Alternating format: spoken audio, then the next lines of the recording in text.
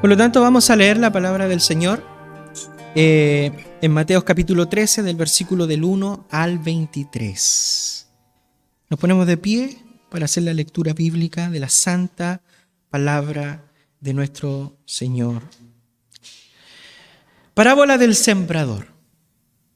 Aquel día salió Jesús de la casa y se sentó junto al mar, y se le juntó mucha gente, y entrando él en la barca, se sentó y toda la gente estaba en la playa, y le habló muchas cosas por parábolas, diciendo: He aquí el sembrador salió a sembrar, y mientras sembraba, parte de la semilla cayó junto al camino, y vinieron las aves y la comieron.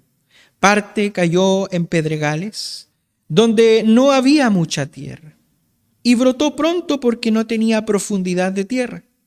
Pero salió el sol, se quemó, y porque no tenía raíz, se secó. Parte cayó entre espinos, y los espinos crecieron y la ahogaron. Pero parte cayó en buena tierra y dio fruto, cuál a 100, cuál a 60 y cuál a 30 por uno. El que tiene oídos para oír, oiga.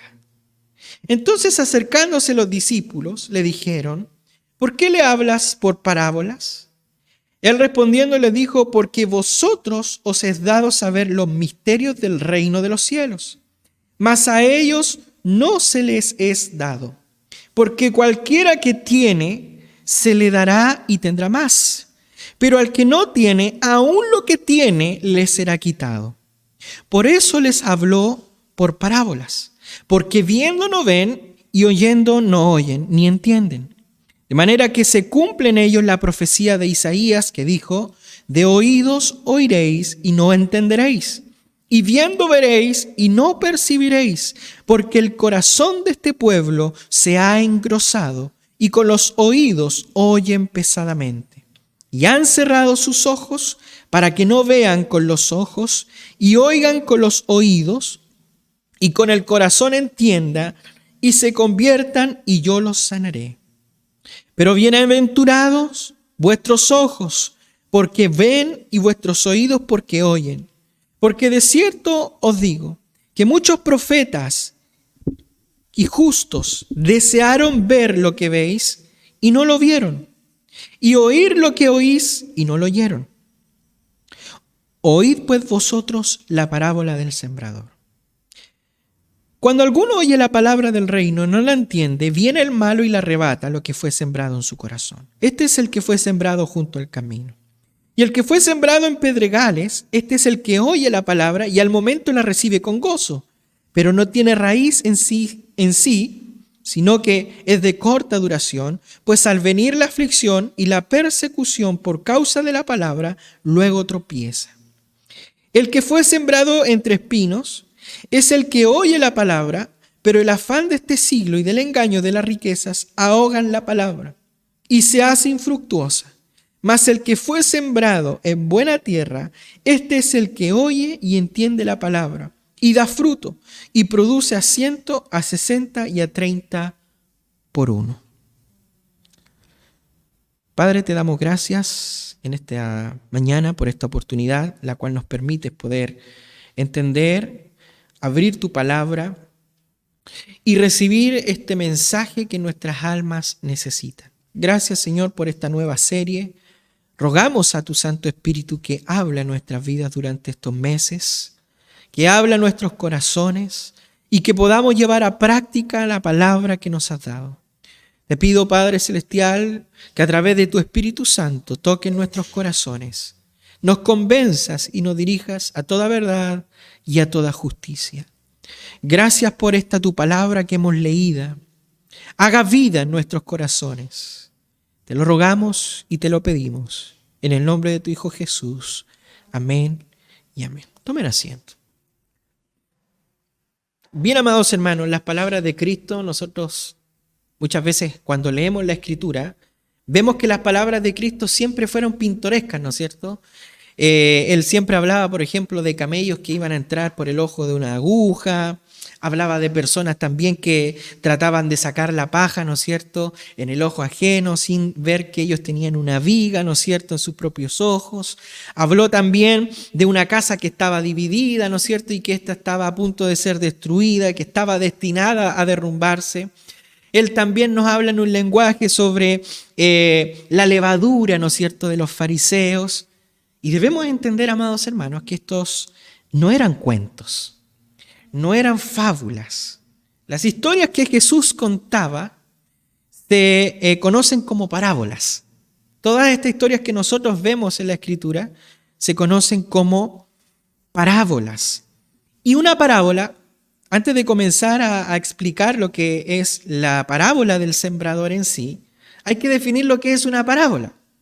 Y una parábola es una historia tomada de la vida real o de una situación en la vida real. Eso es lo que significa parábola, de la cual, de esa historia o de esa situación, se saca una verdad moral o una verdad espiritual para aplicarla a nuestras vidas. Son muchos los ejemplos de las parábolas con enseñanzas que tenemos, ¿no es cierto?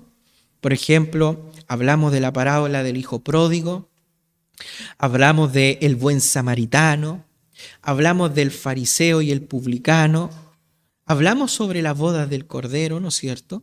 Hablamos sobre las ovejas y los cabritos y entre otras muchas más. Durante estos 5 meses aproximados, hermanos, estaremos viendo las parábolas del reino. Vamos a estar viendo también las parábolas de la salvación. Pero también vamos a estar viendo las parábolas de sabiduría y de sensatez. Y a la vez vamos a estar viendo las parábolas de la vida cristiana. Y por último, amados hermanos, las parábolas que tienen que ver con el juicio. Amén. Por lo tanto, hoy comenzamos nuestra serie con las parábolas del reino, de las cuales estaremos este mes estudiando el primer grupo de estas parábolas. Y antes de pasar más adelante, debo aclarar algunas cosas con respecto a esta enseñanza, en especial el significado, el concepto de lo que es la parábola, como decía al principio. Parábola, y vuelvo a repetir, se distingue de una fábula. ¿Ya? Se distingue de una fábula en que una fábula, amados hermanos, no es una situación real. ¿Ya? Y un ejemplo de fábulas, las mamitas podrán conocer, son esos cuentos de niños, los cuentos de Esopo. No sé si conocen los cuentos de Esopo, que son esos cuentos donde hay historias donde los animales hablan, pero detrás de los animales hay personas que están disfrazadas. ¿Ya? Eso es una fábula.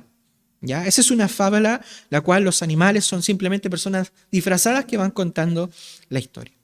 Pero en cambio las parábolas también se distinguen de las alegorías, y en una alegoría todos los detalles quizás, amados hermanos, no tienen significado, o casi todos los detalles tienen significado en una alegoría.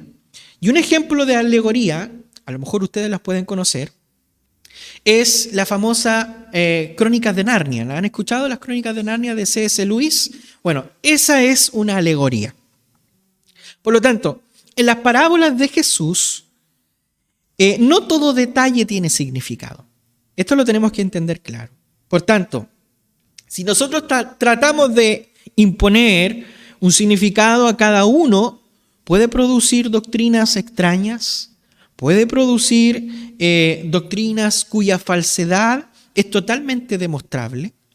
Por lo tanto, las parábolas, amados hermanos, son simplemente historias de la vida real, de las cuales se sacan una o quizás tal vez unas cuantas verdades básicas, aplicables moralmente o espiritualmente en la vida del creyente.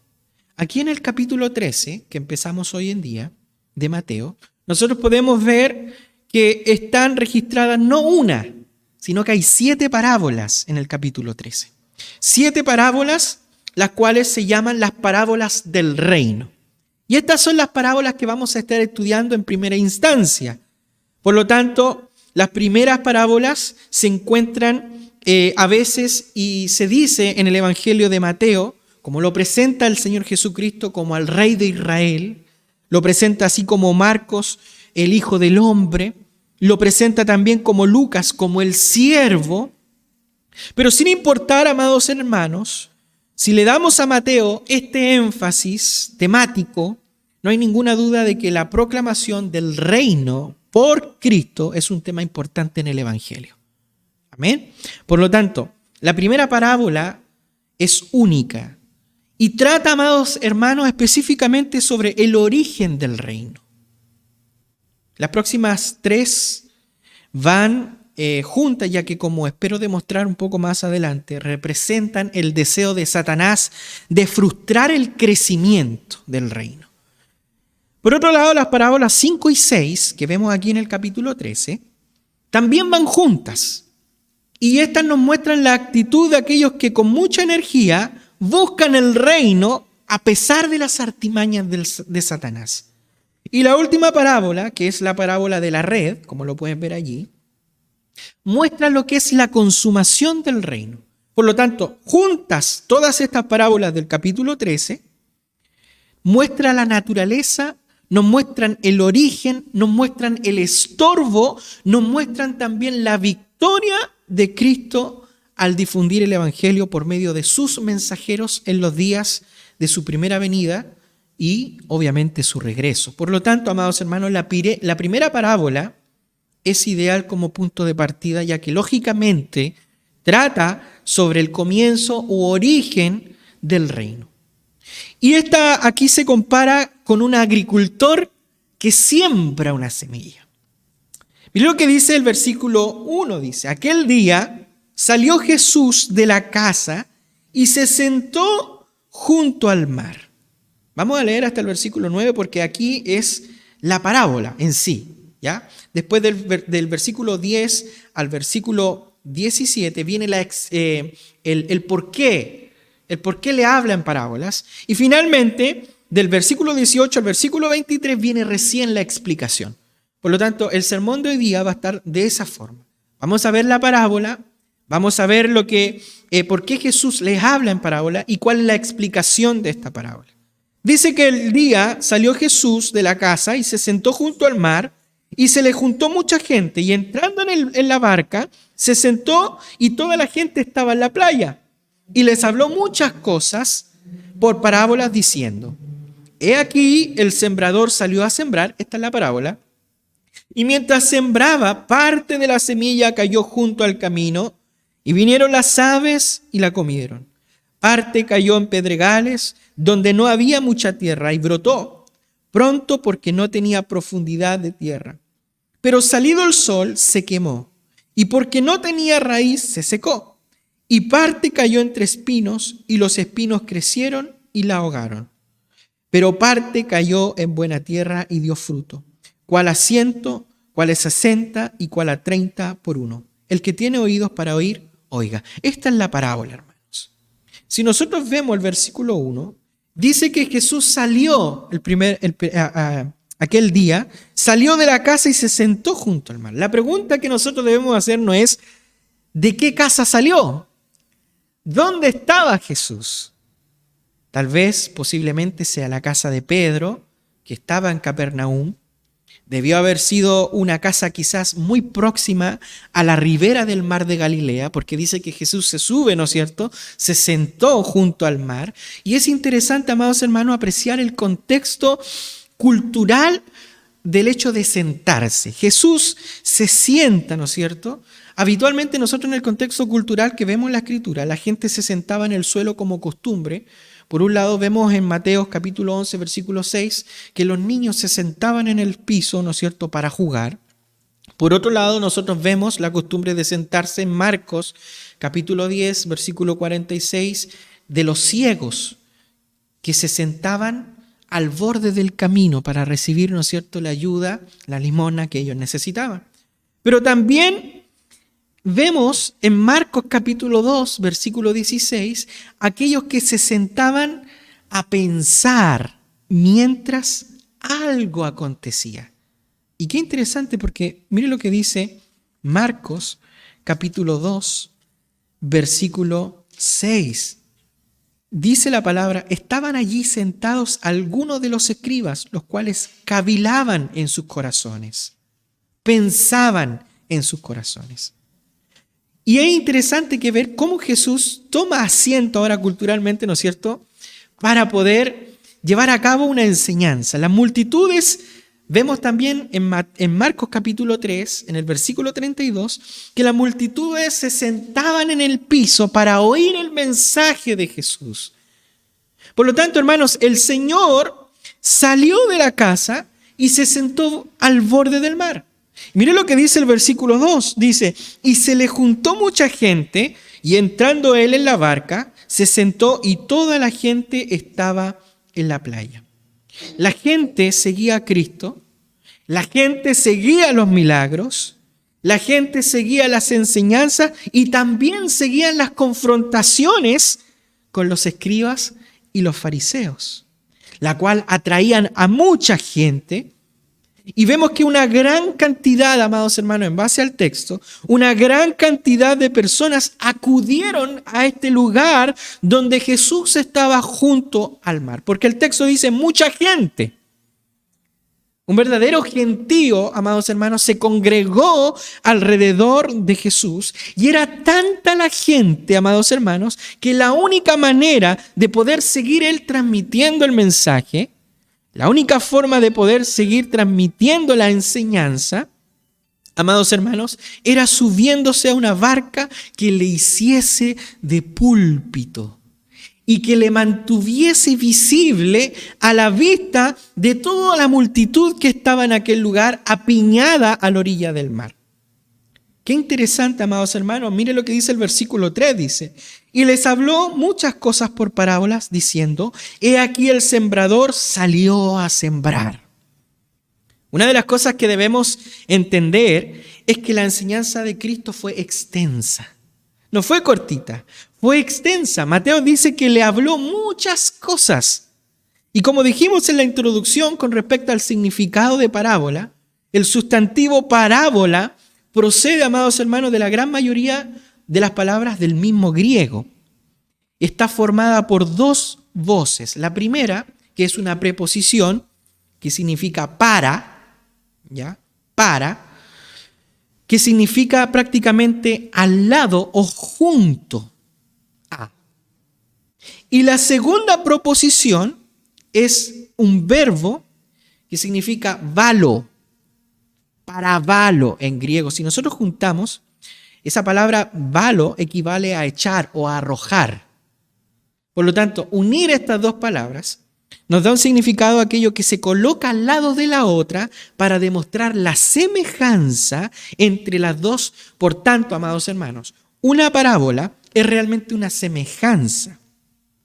Es un relato de cosas conocidas por el oyente en la vida cotidiana que se establece para comunicar una enseñanza espiritual. ¿Se va entendiendo hasta aquí? ¿Sí? Una parábola, amados hermanos, se compone generalmente de tres partes. Primero, de una ocasión, y aquí vemos la ocasión. Jesús estaba sentado a la orilla del mar, ¿no es cierto? Vemos un relato. El relato es que el sembrador salió a sembrar. Y vemos finalmente, amados hermanos, la aplicación.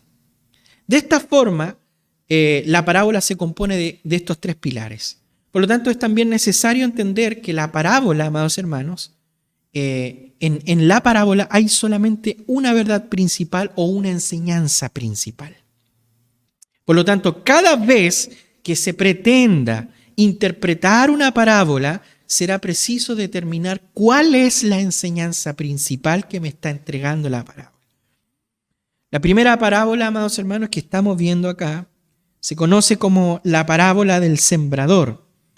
Y es la parábola que hoy en día estamos viendo, que era prácticamente una figura que todos en aquel tiempo conocían. Todos los presentes, no había nadie que no hubiese visto a un sembrador esparciendo semillas. Por lo tanto, cuando Jesús les habla del sembrador que salió a sembrar, está hablando específicamente de este que era algo común que se veía en aquel tiempo. Nadie podía decir, no, yo no sé qué es un sembrador, porque sí sabían lo que era un sembrador. Nadie, amados hermanos, podía decir lo contrario. Por lo tanto, Jesús, al momento de hablar de parábolas, tomaba las parábolas, amados hermanos, de los hechos más conocidos y de las cosas más comunes en la sociedad de aquel entonces. Y el Señor inicia el relato, amados hermanos, presentando ante toda la gente la figura de un sembrador. Él parte diciendo: he aquí el sembrador salió a sembrar al campo. La palabra he aquí que nosotros vemos en el texto es una expresión en el griego, amados hermanos, que tiene una fuerza que tal vez no alcanzan incluso para el castellano. Es como usar la expresión de advertencia: pongan atención, presten atención. Salió el sembrador a sembrar. Eso es lo que está queriendo decir cuando dice: he aquí, dice el Señor. Está llamando la atención, está advirtiendo a que pongan atención. Y nosotros vemos en el versículo 4 que dice que mientras sembraba, parte de la semilla cayó junto al camino y vinieron las aves y la comieron. La siembra, amados hermanos, de la semilla tenía varias consecuencias.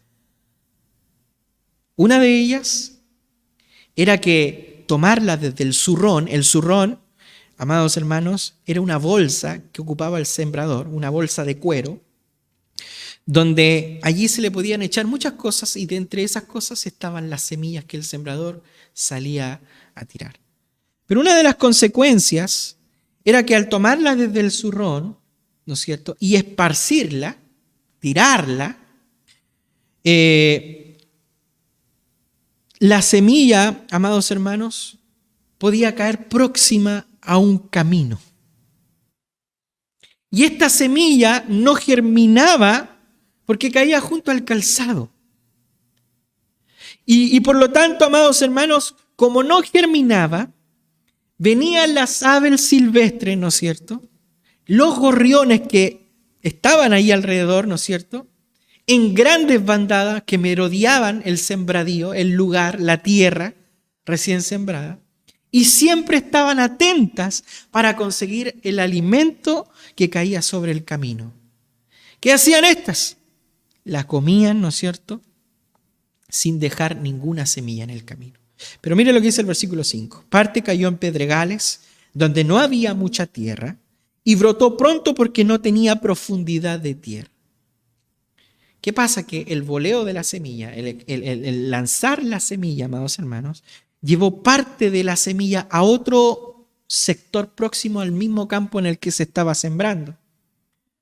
Era un campo, amados hermanos, que se había preparado, ¿no es cierto?, que no se había preparado, perdón, y que consistía en un terreno pedregoso. Un terreno, amados hermanos, cubiertos por piedras, ¿no es cierto?, con una capa delgada de tierra, con la que se entremezclaba por una delgada capa las semillas, ¿no es cierto?, que caían en aquel lugar. Es interesante poder entender, amados hermanos, porque estas semillas que caían en este lugar, entre medio de las piedritas y de la fina capa, amados hermanos, estas semillas eran activadas rápidamente por el calor del sol y comenzaban ahora a brotar muy pronto. Sin embargo, no podían profundizar sus raíces porque al encontrarse con las piedras que estaban debajo, amados hermanos, no podían enraizarse y por lo tanto, amados hermanos, la semilla se perdía, se quemaba. Mire lo que dice el versículo 6, dice: pero salido el sol se quemó porque no tenía raíz, se secó. Está hablando con respecto a esta que cayó en pedregales. Las consecuencias de haber brotado pronto, de haber salido rápido, es que el sol aún estaba fuerte. Y el sol calentaba tanto intensamente que la hierba recién brotada necesitaba absorber nutrientes, necesitaba absorber humedad. Pero las raíces no podían profundizar en el terreno pedregoso, por tanto fue presa del calor, secándose rápidamente y con ello perdiendo toda opción de vida y toda opción de desarrollo. ¿Sabe cuál fue la causa de que ésta no brotara correctamente? Es que el texto dice que no tenían raíz. ¿Por qué? Porque no habían podido introducirse profundamente, sino que solamente estaban en lo superficial. ¿Vamos entendiendo la parábola? Y ojo que todavía no llegamos a la explicación. Mire lo que dice el versículo 7, dice, aquí viene otro tipo de semilla. Dice, y parte cayó entre espinos y los espinos crecieron y la ahogaron.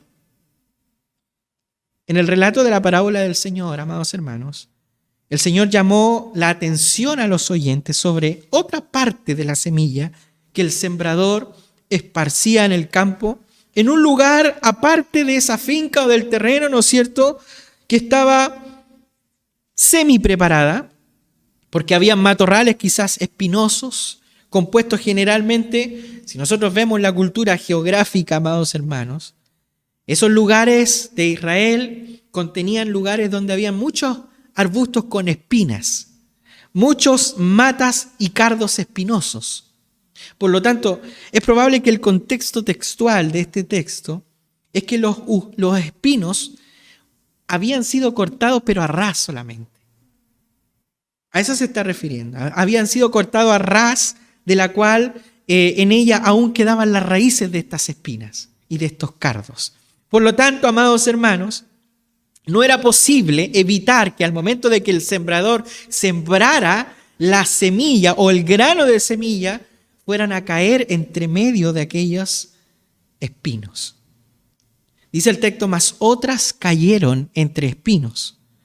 Aquellos espinos, amados hermanos, aquellos espinos tenían un crecimiento mucho mayor que el de la misma semilla recién sembrada. Por lo que brotando ahora desde las raíces que habían quedado bajo, empezaron a ahogar a la semilla. Empezaron a ahogar, impidiendo ahora el progresar de la semilla que cayó en ese terreno. Miren lo que dice el versículo 8. Pero parte cayó en buena tierra y dio fruto, a cual a 100, a cual 60 y a cual a 30 por uno.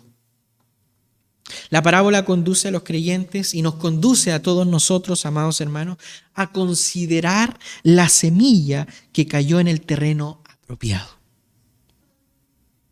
Apropiado para su desarrollo, apropiado para su crecimiento. Dice el texto bíblico, mas otras cayeron sobre tierra buena. Hermanos, el campo era un lugar preparado de antemano para recibir la tierra que había sido trabajada, había sido limpiada de piedras, había sido limpiada de malas raíces. En esta tierra la semilla podía profundizar y podía extender sus raíces, ¿no es cierto?, para alcanzar ahora los nutrientes necesarios para su desarrollo, y las aves, amados hermanos, no podían alcanzarla por la presencia y el cuidado del sembrador, que se ocupaba constantemente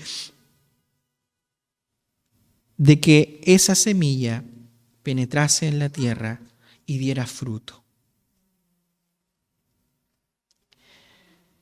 El resultado, amados hermanos, fue que la semilla que cayó en esa buena tierra dio fruto. O sea, germinó en el terreno preparado, pero su fruto no fue en gran proporción, en una misma proporción. Dice el texto que produjo a 100, a 60 y a 30 por uno. ¿Qué quiere decir esto? Que ninguna semilla de las que fueron sembradas en este campo dejó de dar fruto, sino que constantemente daba fruto. Quizá algunas daban en proporciones diferentes, 100, 60 y 30, pero nunca dejó de dar fruto. Versículo 9 dice, el que tiene oídos para oír, oiga. Una de las cosas que nosotros vemos acá en el texto es que el Señor nos dio al tiro la explicación. Él no dio la explicación de la parábola. Simplemente Él llamó sobre a todos lo que escucharon, ¿no es cierto? Cuando Jesús dice, el que tiene oídos para oír, oiga, el Señor simplemente está llamando a todos los que escucharon la parábola a una reflexión personal. A una reflexión personal sobre ella con la frase que comúnmente, culturalmente, se ocupaba. El que tiene oídos, oiga. Cristo demandaba, amados hermanos, no solamente atención a sus palabras, sino que la reflexión de ellas. Y muchas veces pasa que Cristo, cuando nos habla a nosotros, oímos, pero no reflexionamos. Dios nos ayude, amados hermanos, porque Cristo demandaba no solamente la atención, sino la reflexión. Y con esta expresión inducía ahora y nos induce a nosotros a buscar el significado que subyace en la parábola. Por tanto, amados hermanos, todos aquellos que tuviesen capacidad espiritual debían meditar en ella y debían encontrar la lección que el Señor procuraba darles por medio de este relato. Y aquí viene la razón del por qué Dios les habla en parábola. Una de las cosas que debemos entender es que Dios, Jesús, amados hermanos, da la razón del por qué. ¿Por qué tuvo que hablar? ¿Por qué no le fue más directo? ¿Por qué no hizo, como se dice el buen chileno, por qué no hizo la corta y fue directo al grano? ¿Por qué le habló en parábola? De hecho, esa fue una pregunta que le hicieron los discípulos. Miren lo que dice el versículo 10. Dice, entonces acercándose los discípulos, le dijeron, ¿por qué le hablas por parábolas? Versículo 11. Y él respondió y le dijo, porque a vosotros es dado saber los misterios del reino de los cielos, mas a ellos no les es dado. Una de las cosas que debemos ver es que los discípulos se extrañan del uso de las parábolas cuando antes habían enseñado directamente a la gente. Y ahora a ellos como que se les produce en su corazón un sorprendimiento, como que se sorprenden, como queriendo decir, oye, estuvimos tanto tiempo predicando, enseñando, pero ¿por qué ahora tú vienes a predicarle con parábolas? A ellos les sorprendía el cambio que se había producido en la enseñanza del maestro. Y lo que probablemente sorprendió a los discípulos fue la extensión de tan grande enseñanza dada por medio de parábolas. Y dice que acercándose, dice el texto, acercándose los discípulos le dijeron, ¿por qué le hablas en parábolas? Y a la pregunta de los discípulos, el Señor respondía dándole las razones que le llevaban a hacer de esta manera. El versículo 11 nos dice, amados hermanos, porque a vosotros los es dado saber los misterios del reino de los cielos, mas a ellos no les es dado. Y aquí vemos que la respuesta del Señor es inmediata a la pregunta de los discípulos. Mateo, dice el texto, amados hermanos, que él respondiendo les dijo. Una de las cosas que vemos acá, amados hermanos, y en base a la Escritura, es que al principio del ministerio del Señor, él había hablado con toda claridad a las personas, pero sin embargo, a pesar de sus enseñanzas, a pesar de sus señales, a pesar de todo lo que él hacía, que incluso, amados hermanos, las enseñanzas como las señales acreditaban a él como el Mesías prometido, aún así la gente no entendía y la gente, amados hermanos, la gente no le recibía. Por lo tanto, se negaban a creer en él. Y lo que entendemos aquí, amados hermanos, es que los discípulos, dice, les será concedido por esta razón el conocer directamente los misterios del reino. Los misterios del reino de los cielos. Pero a quienes rechazaban como el Mesías, amados hermanos, no se le era dado conceder el conocer los misterios del reino. La palabra misterio es, aquí en el texto, amados hermanos, es una revelación que Dios da de sí mismo. Que Dios se revela o revela el programa, amados hermanos, de su manifestación y de la amplitud de lo que Él iba a llevar a cabo. Y esta revelación no había sido revelada antes, sino que la revelación que es dada como nueva por Cristo y después de los apóstoles tiene que ver con la iglesia, tiene que ver con la salvación de los gentiles. No es una novedad, amados hermanos, que el Nuevo Testamento nos hable sobre esto, ya que esto estaba ampliamente descrito en el Antiguo Testamento. Por lo tanto, una de las cosas que debemos entender es que el Evangelio proclama un mensaje de buenas nuevas. El Evangelio proclama un mensaje que ofrece las riquezas de Cristo. Por lo tanto, el mensaje no solamente sirve para evangelizar, no solamente sirve para proclamar las buenas nuevas, sino que es para enseñar el misterio expresado en un programa eterno de salvación con el propósito de la formación de un cuerpo, la cual está llevando a cabo Dios mismo mediante la incorporación, ¿no es cierto?, de todos los salvos por gracia mediante la fe, sin tener en cuenta su origen racial o condición social en la iglesia.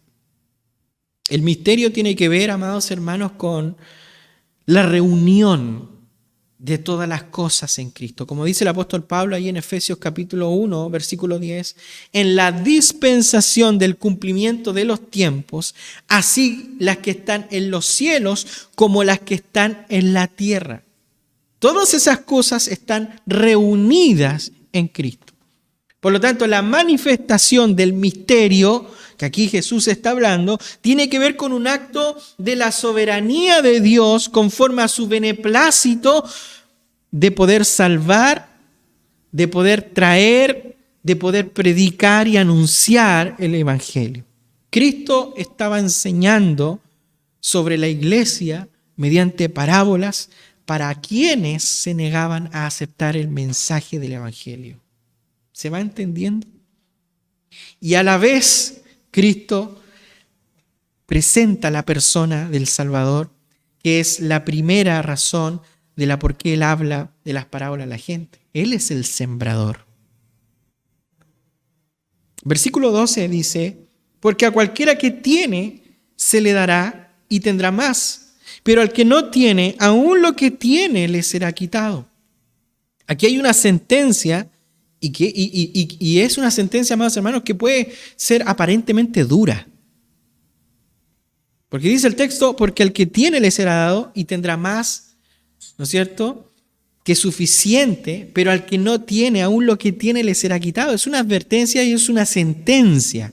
Sin embargo, lo que está enseñando aquí el texto es que en el terreno espiritual, amados hermanos, no puede haber estancamiento. No puede haber estancamiento. La persona avanza o retrocede. Así de simple. La persona progresa o mengua. Pero no puede haber estancamiento. Eso es lo que el Señor le está queriendo decir aquí cuando dice que cualquiera que tiene se le dará y tendrá más, pero al que no tiene, aún lo que tiene se le será quitado. Por lo tanto, los discípulos de Jesús aumentaban los conocimientos que tenían sobre las verdades del Antiguo Testamento, añadiendo ahora las enseñanzas de Jesús. Pero por el contrario, los escribas, los fariseos y también el pueblo, influenciados por ellos mismos, que no querían admitir a Jesús como Señor y Salvador, tampoco querían admitir sus enseñanzas, a ellos se les sería quitado aún aquello, amados hermanos, de la cual ellos tenían. ¿Y qué es lo que ellos tenían? ¿Qué es lo que se les sería quitado? Claramente, amados hermanos, se les sería quitada la ley que ellos atesoraban. La ley que ellos guardaban, la cual sería ahora resuelta en la obra de Cristo. Por lo tanto, hermanos, quienes creen y tienen un conocimiento sólido, reciben la enseñanza que les permite ahora ir avanzando hacia la madurez. Pero por el contrario, amados hermanos, a quienes el conocimiento que tienen les ha impedido el progreso hacia Dios, enorgulleciéndoles, eso que tienen, que le hacen enorgullecerle y le impide avanzar, incluso se les será quitado. Por lo tanto, no hay nada de valor sin Cristo, hermanos. No hay nada de valor. No hay nada de poder sin Él. Jesús dijo ahí en Juan 15:5, yo soy la vid, vosotros los pámpanos. El que permanece en mí y yo en él, este lleva mucho fruto, porque separado de mí nada podéis hacer. Por lo tanto, amados hermanos, cuando Jesús está hablando de esta sentencia, nos está queriendo, amados hermanos, decir claramente que ese conocimiento que nosotros tenemos y que creemos y lo aceptamos, nos lleva a una madurez y se nos será añadido más. Pero si tenemos un conocimiento que nos impide el progreso y que nos lleva al enorgullecimiento, eso que tenemos se nos será quitado. Hay que el Señor diga que sin Él no podemos hacer nada. Separado de Jesús no hay progreso, hermanos. Separado de Jesús solamente hay retroceso. Hay solamente retroceso. Por lo tanto, el que vive solo para sí mismo y para su propia gloria, perderá todo cuanto tiene. Eso es lo que está queriendo decir el Señor. Es lo que dice el versículo 13 y es interesante. Dice, por eso les hablo por parábola. Por eso les hablo por parábola. ¿Por qué? Porque viendo no ven y oyendo no oyen ni entienden. Una de las cosas que vemos, amados hermanos, es que la gente había cerrado sus oídos a la enseñanza sencilla, a la enseñanza clara de Jesucristo. Les gustaba la forma de expresar el mensaje, tal vez asentían con un sí a sus contenidos, pero rechazaban al maestro. Y con él rechazaban también el mensaje como algo para sus vidas. Por eso el Señor le habló por parábolas. Y la razón es clara, porque viendo no ven y oyendo no oyen, tampoco entienden. Mira lo que dice el versículo 14, de manera que se cumple en ellos la profecía de Isaías. ¿Cuál es la profecía de Isaías? Isaías dijo que de oído oiréis y no entenderéis, y viendo veréis y no percibiréis. Y esta es la segunda razón del por qué el Señor hablaba en parábolas. Y tenía que ver con el cumplimiento de la profecía de Isaías que predecía, amados hermanos, el endurecimiento, podríamos decir, judicial del pueblo a causa del pecado de rechazo voluntario del Mesías. La cita, amados hermanos, del profeta aquí, el profeta Isaías, constituye la exposición más clara de lo que es la incredulidad de los judíos. Esta es una exposición muy clara. El Señor alude al regreso profético, ¿para qué? Para afirmar el fatal desenlace, amados hermanos, que el rechazo a Él y su ministerio traía sobre la nación. De ahí que el Señor dice, y se cumple para ellos, específicamente la nación, se cumple para ellos la profecía de Isaías. Dice el texto. La incredulidad, amados hermanos, esta incredulidad voluntaria iba a ser confirmada por Dios mismo, de modo que los oídos que fueron rebeldes y se negaron a aceptar la palabra dada por el Mesías, endurecido por Dios, dejarían de percibir y dejarían de entender el alcance de esta palabra. De ahí que el texto diga, con oídos oiréis, sí, vas a oír, pero de ningún modo vas a entender. De la misma manera, amados hermanos, los ojos que vieron las señales mesiánicas, que vieron las señales del Mesías, pero no percibían. Las señales de Jesús, amados hermanos, permitían apreciar la realidad de que era el Hijo de Dios. Sin embargo, las señales y aún la percepción correcta de las mismas señales que Jesús hacía, amados hermanos, para ellos no bastaba. No bastaba por sí sola si Dios no le da al hombre ojos para ver en el plano espiritual. Hay que Proverbios, el sabio proverbista dice en Proverbios 29:1, dice que el hombre que reprendido endurece la cerviz, de repente será quebrantado y no habrá para él medicina. Hermano, la gente veía los milagros de Jesús, pero ya no podían identificarlos con lo que la profecía decía acerca de él. Era un ver sin luz, era un oír sin entender. Y aquí vemos nosotros lo que dice el versículo 15. Porque el corazón de este pueblo se ha engrosado y con los ojos, dice, porque el corazón de este pueblo se ha engrosado y con los oídos oyen pesadamente y han cerrado sus ojos para que no vean con los ojos y oigan con los oídos y con el corazón entiendan y se conviertan y yo los sane. Por lo tanto, el Señor, amados hermanos, siguió trasladando la referencia del profeta Isaías a la situación espiritual del pueblo de Israel a causa de haber rechazado el mensaje de la gracia para salvación. El primer elemento que nosotros vemos aquí es un elemento profético que tiene que ver con el corazón endurecido. Tiene que ver con el corazón engrosado. Dice el texto, se engrosó el corazón de este pueblo. Y una de las cosas que debemos entender, amados hermanos, es que a lo largo de los meses del ministerio de Jesucristo, amados hermanos, estas personas oyeron ampliamente el llamado al arrepentimiento, el llamado a la forma de vida que Dios demandaba de su pueblo y sobre todo tuvieron la evidencia palpable, real, frente a ellos. Estaba el Señor entre ellos. Y una y otra vez fueron rechazando la voz de Dios, fueron cerrando sus corazones.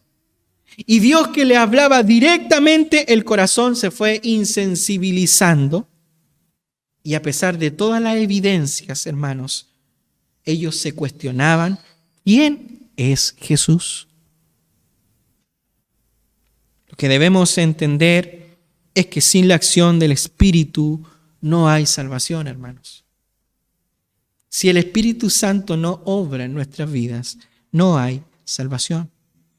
Por tanto, dejados en ese estado de dureza, donde nuestro corazón está endurecido, aquellos mismos habían llegado a un estado que les impedía volverse a Dios con fe. Les impedía volver en arrepentimiento y por lo tanto no podían ser salvos. Ninguna persona que quiere volverse a Dios, hermano, y esto lo debemos entender.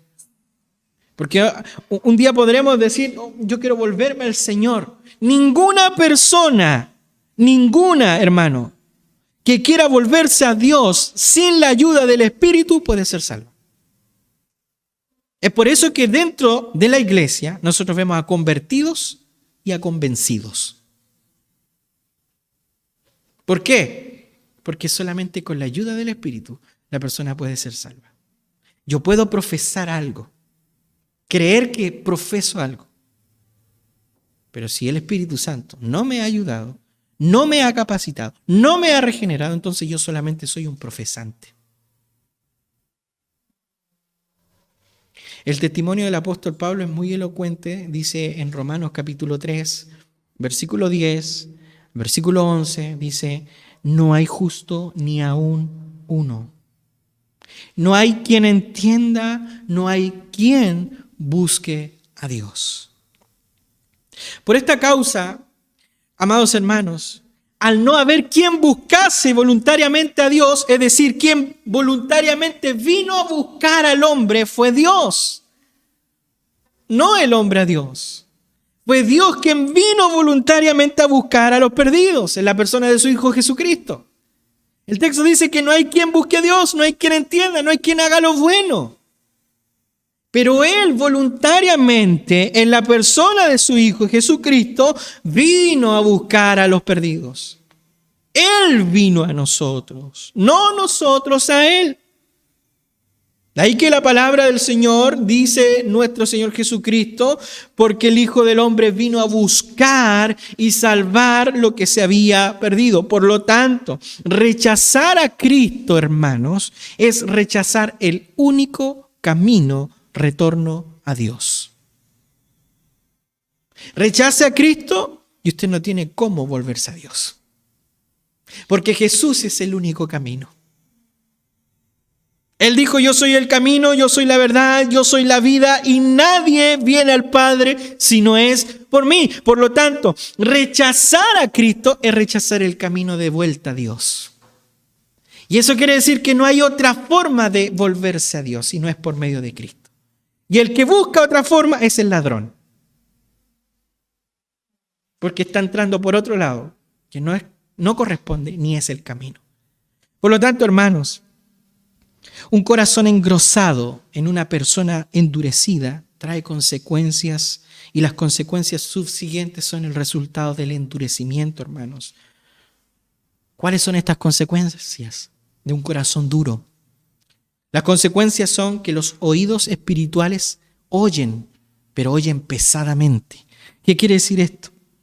Es decir, entienden el mensaje de Dios, pero son rechazadas esas palabras como inaceptables. De igual manera, la vista espiritual se interrumpe. ¿Por qué? Porque dice el texto, cerraron los ojos a la luz de Dios. Cuando nosotros cerramos nuestros ojos a la luz de Dios, creemos ver, pero vemos nublado. No vemos con claridad. Y de igual manera, amados hermanos, no ven con los ojos.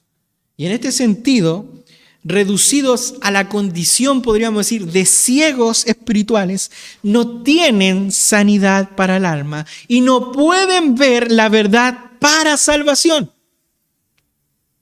Jesús, amados hermanos, había en su ministerio abierto los ojos de los ciegos, de manera que sanados por él, estos que ahora recibían la vista, pudieran ver claramente. Pero ¿qué pasa cuando la visión está nublada? ¿Qué pasa cuando la visión está nublada? La visión espiritual automáticamente se interrumpe. El hombre ya no puede pensar correctamente. Y cuando la visión espiritual se interrumpe, no tan solamente afecta la noción de las cosas, sino que también, amados hermanos, la audición espiritual se interrumpe. ¿Para qué? Para que no entiendan la verdad del Evangelio de la gracia. De ahí que el texto diga, y con los oídos no oigan, porque sus corazones están endurecidos. Por lo tanto, ceguémonos ante Dios, miremos nubladamente ante Dios, rechacemos su mensaje y automáticamente nuestros oídos se van a cerrar. Y cuando una persona rechaza el mensaje del Señor o no ve la luz, la claridad de la respuesta que necesita para vivir y se nubla ante eso, automáticamente su corazón se cierra para escuchar. Ha pasado que muchas personas, amados hermanos, son difíciles de poder escuchar. Les cuesta escuchar. Ven, observan, saben, pero no pueden oír. Porque sus corazones están endurecidos. De ahí que el texto diga, con los oídos no oigan porque sus corazones están endurecidos. Endurecidos por Dios como afirmación de su mismo endurecimiento, estas personas no tienen opción para entender las cosas. No tienen opción para entender con el corazón y convertirse. Por lo tanto, cuando no tienen la noción y no tienen el buen deseo de entender con el corazón y convertirse, es decir, volverse a Dios y que sean sanados por Él y alcanzar salvación, estos se pierden. Mire lo que dice el versículo 16. Y ya vamos entrando a lo que es la explicación recién de la parábola. Versículo 16 dice, pero bienaventurados, dice, vuestros ojos porque ven y vuestros oídos porque oyen. Los apóstoles, amados hermanos, recibieron una bendición espiritual. Ellos recibieron, amados hermanos, esta bendición especial de Dios que los hacía bienaventurados. ¿Por qué? Porque esta bienaventuranza dada es consecuencia de haber oído y de haber aceptado la palabra de Dios. Por eso somos bienaventurados cuando recibimos el mensaje del Señor, cuando lo aceptamos, cuando lo recibimos con prontitud, cuando lo entendemos, lo escuchamos y lo aplicamos, somos bienaventurados, hermanos. Y los discípulos, ellos Nótese que al principio, cuando estos vienen a preguntarle por qué le hablas por parábola, Jesús hace una diferencia. Y él dice, porque ustedes se escuchan y los otros no. Por esto yo le hablo en parábola. Entonces cuando Jesús les está diciendo aquí, amados hermanos, bienaventurados vosotros los que oyen, le está queriendo decir, amados hermanos, que por la consecuencia de haber oído y de haber aceptado la palabra y reconocido quién era Jesús, los 12 eran bienaventurados. Mientras que ocurría lo contrario con el resto de la nación. Estaban viendo, los oídos oían continuamente, pero no entendían. Entonces, amados hermanos, nos damos cuenta que aquí hay una diferencia entre los 12 y los demás. Y es que los 12 tenían una fe verdadera. ¿Por qué? Porque aceptaron y recibieron y reconocieron quién era el que les estaba hablando. Pero los otros prácticamente no. Por esto Jesús lo llama bienaventurados vosotros los que oís. Vuestros ojos porque ven y vuestros oídos porque oyen. Miren lo que dice el versículo 17. Porque de cierto os digo que muchos profetas y justos desearon ver lo que veis y no lo vieron, y oír lo que oís y no lo oyeron. Los apóstoles recibieron revelaciones, recibieron enseñanzas directas, hermanos, directas y claras de la verdad de Dios, que los hacía bienaventurados. Y la bienaventuranza de los discípulos consistía, amados hermanos, en que ellos podían ver, en que ellos podían oír lo que los profetas. Si nosotros vemos de Mateo hacia atrás, hermano, todos los profetas estaban esperando la promesa. Pero la promesa, ¿dónde se reveló? En Cristo. Todos los profetas, Jeremías, Malaquías y todos los profetas anteriores, ninguno pudo oír ni pudo ver lo que ellos, los discípulos, estaban viendo. De ahí que Jesús le dice, vosotros sois bienaventurados. Ustedes están oyendo y están viendo lo que los profetas desearon ver y que no lo vieron. Qué interesante, amados hermanos, es poner atención. Aquí estamos delante de la palabra del Señor. Lo que es necedad, lo que es tontera para otros, para nosotros es la palabra de Dios. Es el mensaje directo de Dios. Los profetas podían haber deseado haber oído y haber escuchado, pero los que tuvieron la bendición de llevar a cabo eso fueron los 12, los apóstoles. Ellos tuvieron la bendición y con ello, amados hermanos, eran bienaventurados. ¿Por qué? Porque los justos no pudieron ver ni oír lo que se cumplía delante de sus ojos. Y aquí recién viene la explicación de la parábola. ¿Quieres saber lo que significa la parábola? Leamos del 18 al 23. Dice, pues vosotros, la parábola del sembrador, cuando alguno oye la palabra del reino y no la entiende, viene el malo y le arrebata lo que fue sembrado en su corazón. Este, dice, es el que fue sembrado junto al camino. Y el que fue sembrado en pedregales, este es el que oye la palabra y al momento la recibe con gozo, pero no tiene raíz en sí, sino que es de corta duración. Pues al venir la aflicción o la persecución por causa de la palabra, tropieza. Versículo 22. El que fue sembrado entre los espinos, este es el que oye la palabra, pero el afán de este siglo y el engaño de la riqueza ahogan la palabra y se hace infructuosa. Versículo 23. Mas el que fue sembrado en buena tierra, este es el que oye y entiende la palabra y da fruto y produce a 100, a 60 y a 30 por uno. Versículo 18, hermanos. Oíd pues vosotros la parábola del sembrador. La disposición, amados hermanos, de Jesús para interpretarles la parábola va precedida de un mandato para que presten atención. El verbo oír que sale allí, oíd pues vosotros, es un imperativo en el griego. original. De manera que el Señor le estaba diciendo, pongan atención. Pongan atención a la interpretación de la parábola del sembrador. Eso es lo que le estaba queriendo decir el Señor cuando le dice oíd. Es un imperativo. No es una suposición, no es una pregunta. ¿Quieren oír lo que significa? ¿Quisieras tú? No. Oigan. Mandato. Obligación. Prestar atención. Disposición. Por lo tanto, es prestar atención, y es posible que algunos de los lectores, inclusive nosotros, hermanos, inclusive nosotros, como lectores del Nuevo Testamento, podamos decir, pero qué fácil entender. ¿Para qué más explicación, pastor, si ya se entiende? Es algo tan sencillo y tan claro como la parábola. No tiene necesidad de ser interpretado. Pero hermanos, aquellos que no tenían luz de la revelación posterior de Cristo o de la obra de Cristo y de la extensión del Evangelio del mundo, para este tiempo y con el conocimiento posteriormente dado a los creyentes, claramente que es fácil poder entenderlo. Pero ellos no lo entendían.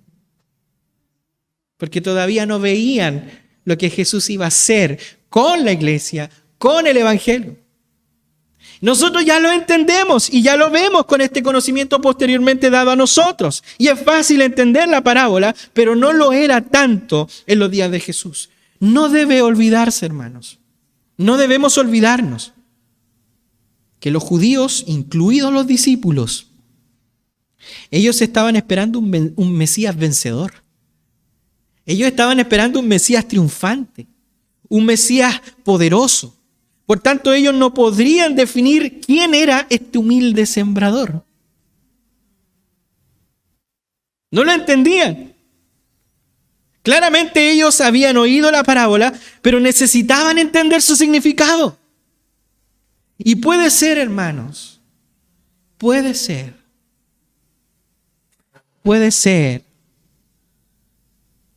que muchas veces oigamos correctamente.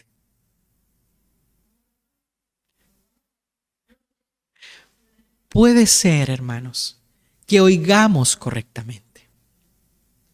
Puede ser que muchas veces oigamos correctamente y con mucho interés la palabra.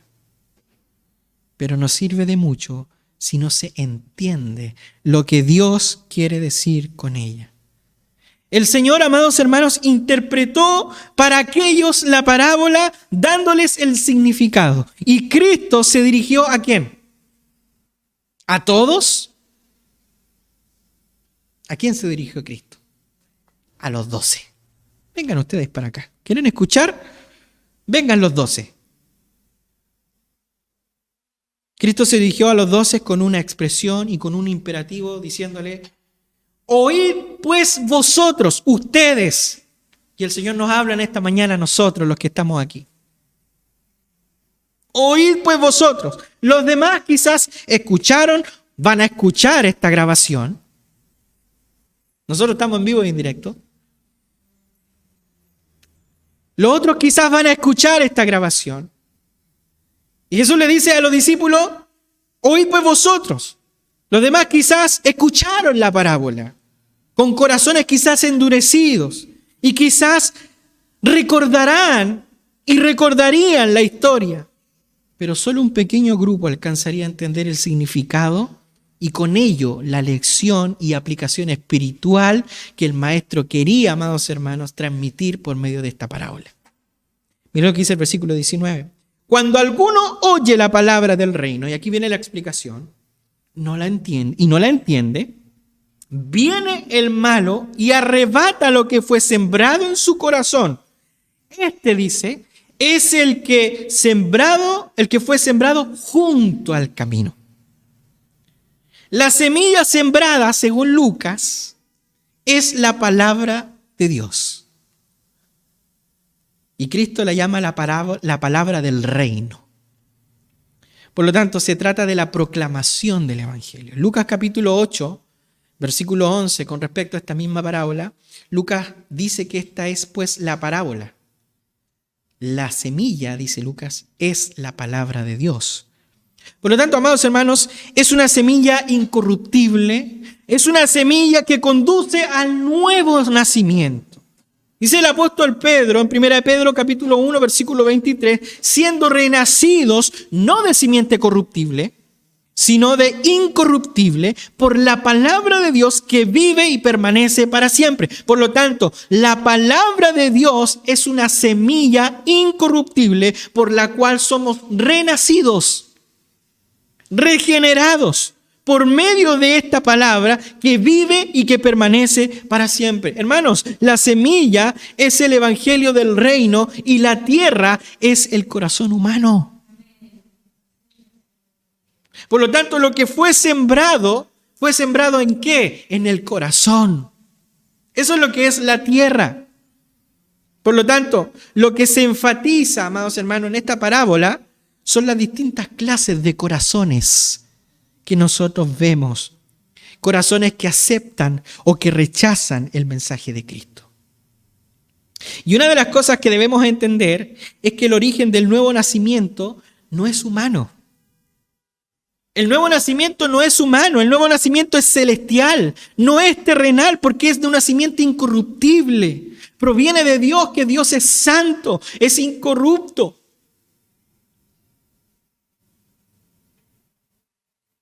El nacimiento natural conduce a un final físico mediante la muerte, ¿no es cierto? Biológicamente nosotros nacemos y morimos. Pero el nacimiento espiritual es diferente. El nacimiento espiritual es para vida, no es para muerte, hermanos. Es para vida. Por lo tanto, la palabra de Dios, hermanos, produce la regeneración, la resurrección espiritual del pecador. A esto se refiere Jesús cuando le habla a Nicodemo y le dice: de cierto te digo, Nicodemo, que el que no naciere de agua y del Espíritu no puede entrar al reino de los cielos. Y esto, amados hermanos, debemos relacionarlo con lo que es la palabra de Dios, con lo que es la proclamación, la evangelización, la predicación del evangelio, ya que es la única palabra de verdad. Dice la palabra del Señor en Santiago, capítulo 1, versículo 18, que Él de su voluntad nos hizo nacer.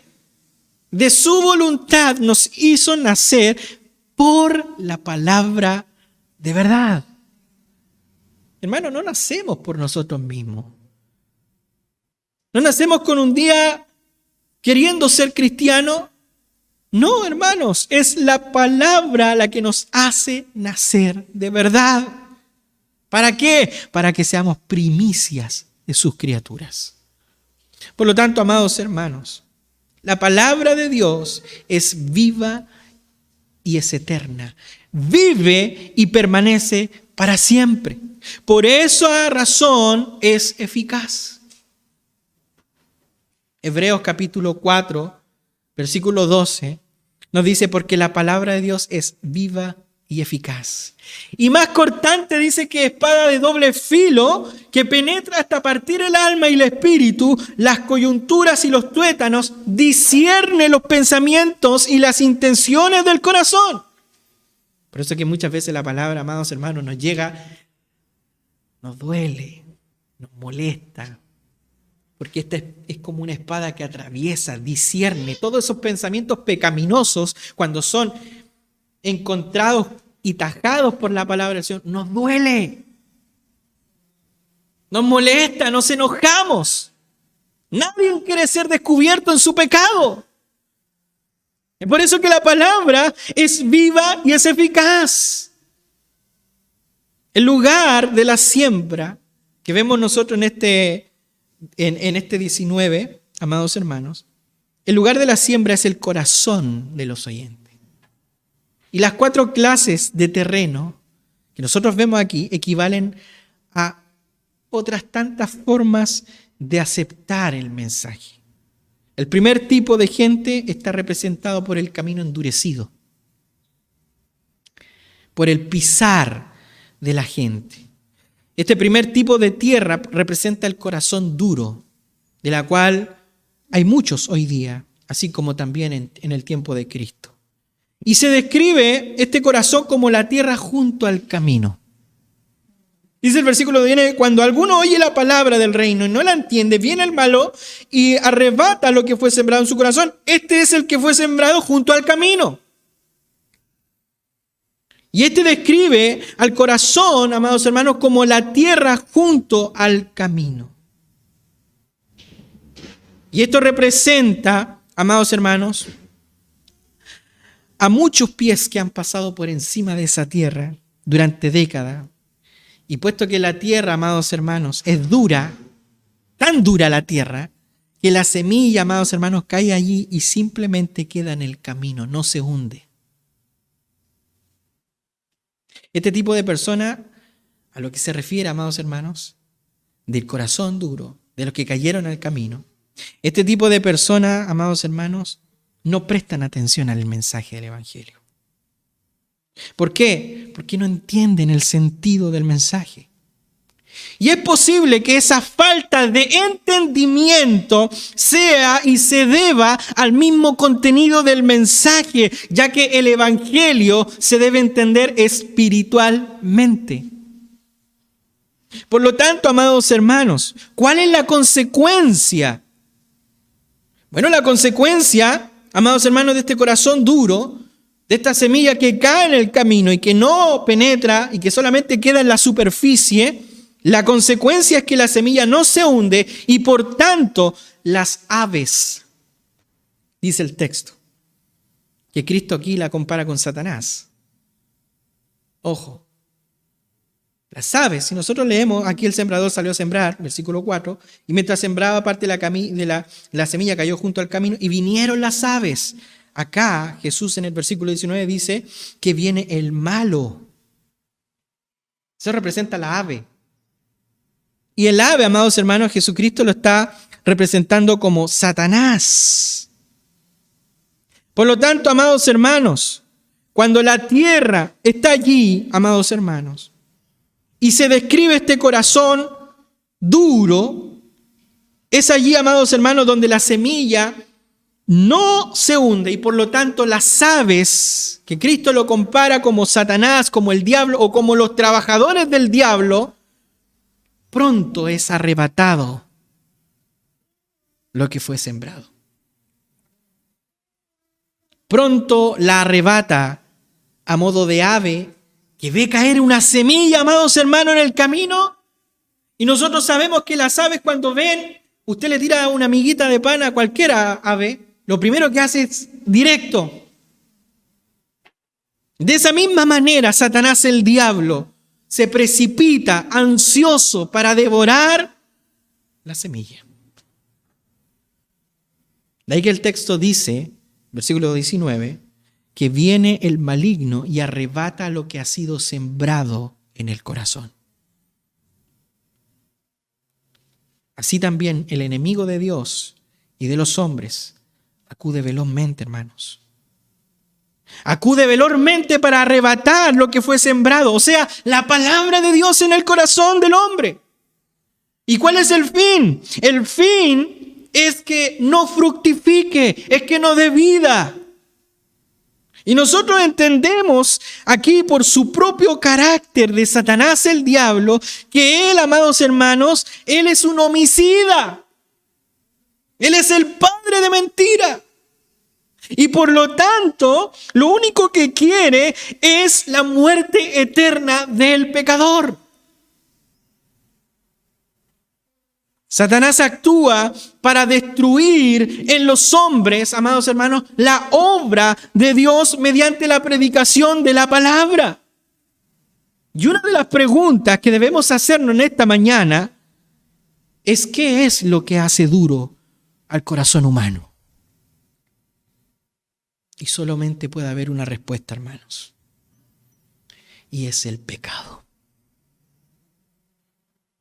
El pecado es aquello que hace duro el corazón. El pecado endurece el corazón. Y el corazón, amados hermanos, que se endurece, peca mucho más aún. La gente ama el pecado. El pecado endurece su corazón. Por tanto, no quieren recibir el Evangelio. Y el reino de Dios, cuando se les predica, no lo reciben. Hermanos, el Evangelio y solo el Evangelio es el único mensaje con poder para salvación en la vida del creyente. Es lo único, hermano. El mensaje del Evangelio, para su conocimiento, el mensaje del Evangelio, hermano, descansa en la palabra de Dios. Con lo cual, la garantía que tiene la palabra de Dios es que lleva fruto. De ahí que la palabra de Dios dice que cuando es enviada, no vuelve vacía. Por lo tanto, amados hermanos, el Evangelio es también un mensaje doctrinal. El sembrador sembraba la buena semilla, dice. Siembra la buena semilla y abundantemente. No era algo suyo, sino algo tomado de lo que Dios había dado. Y una de las cosas que debemos entender, amados hermanos, es que si el Evangelio se despoja de lo que es la palabra y de la exposición doctrinal, entonces se le está arrebatando la base de fe para que el creyente crea. De ahí que muchos dicen, no me gusta la doctrina, solamente la palabra. No quiero aprender de doctrina. Sáquele usted la doctrina a la palabra de Dios y automáticamente usted le está arrebatando la base de fe para que el creyente crea. Hermano, la parábola tiene que ver con la siembra del Evangelio en los corazones de la gente. Y debemos aplicarla, amados hermanos, también a la enseñanza de nosotros. Debemos aplicarla a nosotros. El Evangelio es el mensaje de Dios expresado en la Escritura de buena nueva para salvación en los tres momentos de la salvación. Primero, para justificación, para justicia. Segundo, para santificación. Tercero, para glorificación. Y en el primer momento, que es para justificación, el mensaje de salvación a todo aquel que cree, amados hermanos, como poder de Dios, es aplicada la justicia de Dios en la vida del hombre. Se le imputa ahora la justicia de Dios. Hay ese intercambio donde Cristo toma mi pecado y yo adquiero ahora, por gracia y por misericordia de Dios, la justicia de Dios. Segundo, amados hermanos, el segundo nivel de salvación que sigue a la justificación es el de la santificación. Las normas de fe, la conducta que está en la palabra. Y es aquí donde también tiene aplicación la parábola en este sentido. El mensaje bíblico alcanza el corazón de los creyentes, amados hermanos, que están bajo la palabra expuesta. ¿Sabe cuál es lo triste? Lo triste y lo lamentable, amados hermanos, es que hay creyentes que son como los del camino, que oyen la palabra, pero no le prestan atención para aplicarla a su vida. Tales cristianos son presa fácil, hermanos, a las acciones de Satanás para retirar la palabra de Dios del corazón. ¿Y qué causa eso? Causa que la palabra sea improductiva, que no produzca fruto. Satanás arrebata lo sembrado y no permite que fructifique, y esta es la consecuencia que se produce en la vida de un creyente que escucha el mensaje pero no lo pone en práctica. Dios nos habla en esta mañana, hermanos. Pero ahora viene la segunda semilla. 20:21 dice el versículo. El que fue sembrado en pedregales, este es el que oye la palabra y al momento la recibe con gozo. Pero no tiene raíz en sí mismo, sino que es de corta duración, pues al venir la aflicción o la persecución por causa de la palabra, luego tropieza. Este segundo tipo de tierra, hermanos, representa el corazón superficial. Representa el corazón superficial. Jesús lo describió como la tierra que cubre suelo pedregoso y que cuando la semilla caía allí, se hundía. Claro, se hundía. Vamos bien hasta allí. Se hundía. pero solamente hasta una profundidad mínima, superficial. ¿Y qué hacía esto? Brotaba rápidamente, pero también se marchitaba rápidamente. Y se marchitaba rápidamente por el calor del sol. ¿Por qué? Porque no tenía raíces. Hermanos, mediante la ilustración de la semilla que cayó en el terreno pedregoso, el Señor hace la comparación con aquellos que escuchan con interés el mensaje de la palabra. No son como los del camino que no prestan atención cuando oyeron, sino que éstas oyen. Sí, qué bueno, oyen y reciben gozoso el mensaje. Son oyentes convencidos, porque recibieron la palabra al momento, y esto significa inmediatamente, o sea, enseguida. Oh sí, la tomo para mí.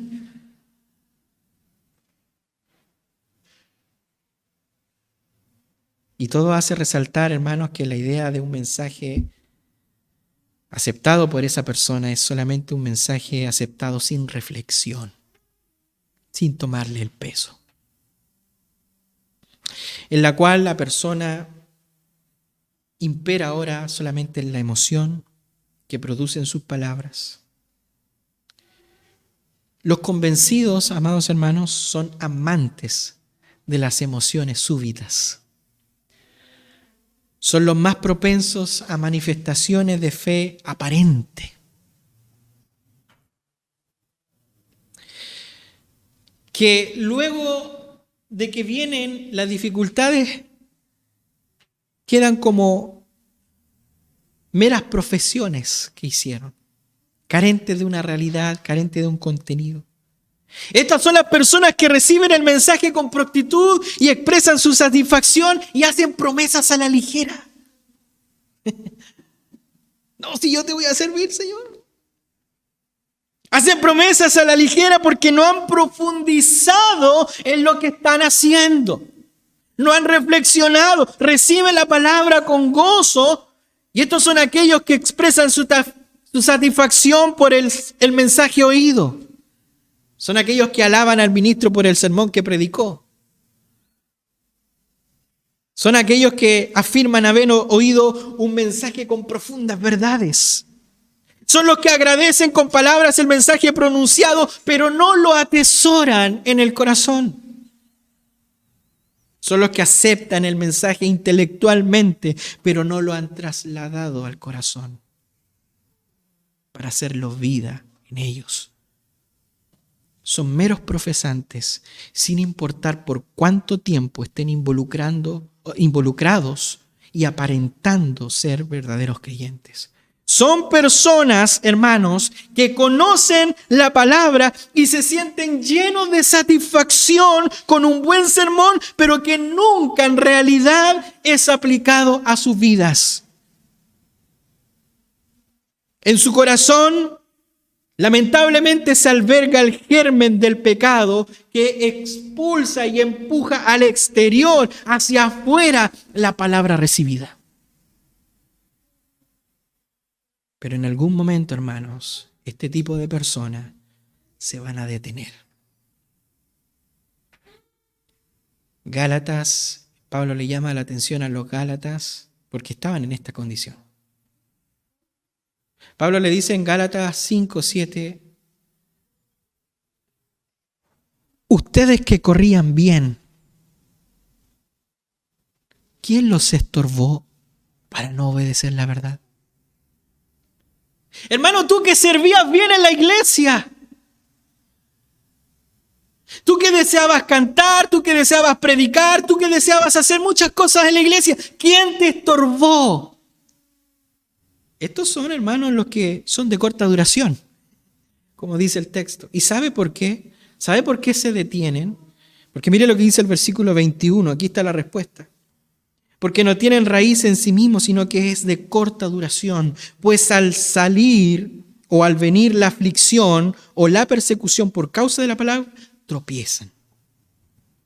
¿Qué quiere decir esto, amados hermanos? Que sus corazones superficiales son atraídos al gozo, a la emoción de una iglesia donde hay mucha actividad, donde está el evangelio, donde parecen congeniar con los demás. Muchos hacen profesión de fe. Pero cuando viene alguna dificultad, pérdida de trabajo, malentendido con otros cristianos, enfermedad o una relación sentimental frustrada, fallan tan bruscamente como cuando corrieron y recibieron tan prontamente el Evangelio. Así de rápido. Así como recibieron rápidamente, rápidamente fallan.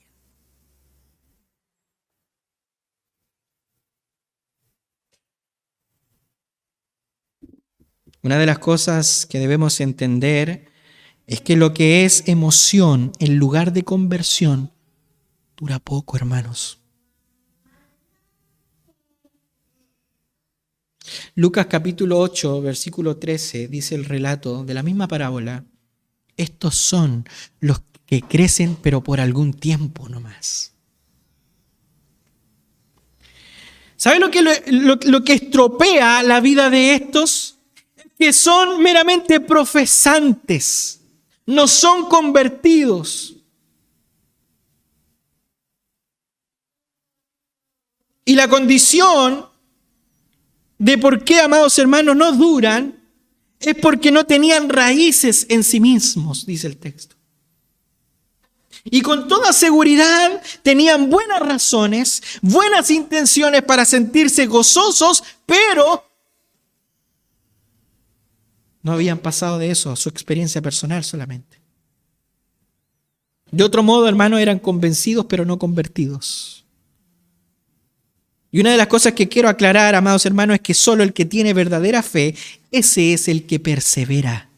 Y póngame atención con esto, vuelvo a repetir, solo el que tiene verdadera fe, ese es el que persevera a pesar de cualquier circunstancia que se pueda producir en su vida personal. Vuelvo a repetir, solo el que tiene verdadera fe es el que persevera a pesar de cualquier circunstancia que pueda producirse en su vida personal.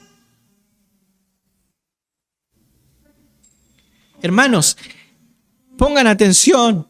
Estas son personas que se emocionan al oír la palabra y pudiera ser, amados hermanos, que se produjese firmemente decisiones en sus vidas o en sus mentes, pero no hay una entrega de corazón. Y sabemos, amados hermanos, y entendemos que donde no existe fe, no existe firmeza. Y donde no existe firmeza, no puede haber perseverancia. Vuelvo a repetir. Donde no existe fe, hermanos, no hay firmeza. Y donde no hay firmeza, no puede haber perseverancia. Hermanos, las raíces, entendiendo el concepto de lo que es la parábola, las raíces, amados hermanos, son la parte de un árbol que lo hace sólido, no solo porque sustentan las ramas, sino porque lo sujetan al terreno donde viven. Yo te pregunto, ¿dónde estás parado tú?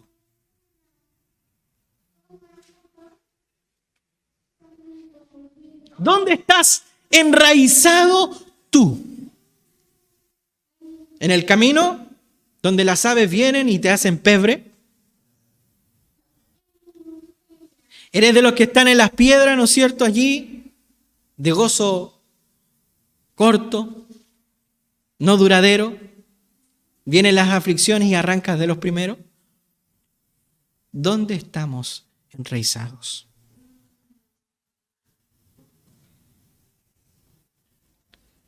Las raíces son una parte de un árbol que lo hacen sólido, no por lo que sustentan, sino por lo que se sujetan en el terreno donde vive. Y es muy sencillo, hermanos, es muy sencillo derribar una roca suelta que esté por ahí, patearla incluso si está superficialmente. Es muy fácil, muy sencillo. Pero es muy difícil arrancar un árbol que ha enraizado profundamente. ¿Sabe cuánto cuesta sacar una palmera, hermanos? ¿Se da cuenta? ¿Dónde estamos enraizando? La base donde se desarrollan este tipo de personas es la aparente vida espiritual, que es una vida dura, es una vida rocosa. Y por esa vida, por esa causa, la raíz no puede penetrar en los recursos de vida que hay en Cristo Jesús. Por eso el apóstol Pablo dice, por tanto, de la manera que habéis recibido al Señor Jesucristo, andad en Él. Y ojo, dice el apóstol Pablo, arraigados, sobreedificados en Él y confirmado la fe. Hermanos, ¿qué es lo que pasa con estas personas que cuando viene el tiempo de las dificultades, cuando vienen las pruebas a causa de la palabra, estos que no tienen raíces, amados hermanos, no se pueden sostener porque solamente tienen una solidez superficial? No tienen una solidez para mantenerse estables, para mantenerse firmes. Las pruebas los hacen tropezar, los hacen desistir. Las pruebas refuerzan, hermanos, nosotros entendamos el concepto de las pruebas. Las pruebas refuerzan la firmeza del creyente, pero a la vez cumplen otra función. Las pruebas en los verdaderos creyentes refuerzan su fe, pero a la vez eliminan a los meros profesantes. Y esa es la causa por la que el apóstol Pablo, hablando de sus aflicciones, hablando de sus persecuciones, hablando de sus dificultades, él le escribe a los filipenses con toda autoridad y le dice: quiero pues sepáis, hermanos, que las cosas que me han sucedido han redundado más para el bien en el progreso del evangelio, de tal manera que mis prisiones se han hecho patente en el pretorio. Todo lo puedo en Cristo que me fortalece. La fe de Pablo, amados hermanos, era una fe firme, era una vida estable. ¿Por qué? Porque estaba arraigada en Cristo. Estaba arraigada en Cristo, la cual ahora a él, por estar arraigado en Cristo, le confería ahora una estabilidad espiritual de tal dimensión que permanecía siendo más que vencedor en Jesucristo, para poder decir con seguridad y con plena certeza, amados hermanos, todo lo puedo en Cristo que me fortalece. Por lo tanto, amados hermanos, las dificultades, los problemas son los mejores elementos. Y póngame atención con esto. Más de alguno se va a sentir mal o incómodo con lo que voy a decir. Pero las aflicciones, las dificultades son los mejores elementos para dejar en la iglesia solo a los verdaderos cristianos. Los conflictos, las dificultades barren a los convencidos y dejan solamente a los convertidos.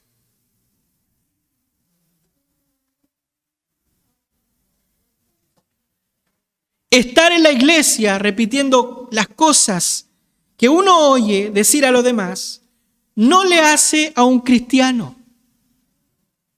No le hace a usted un cristiano.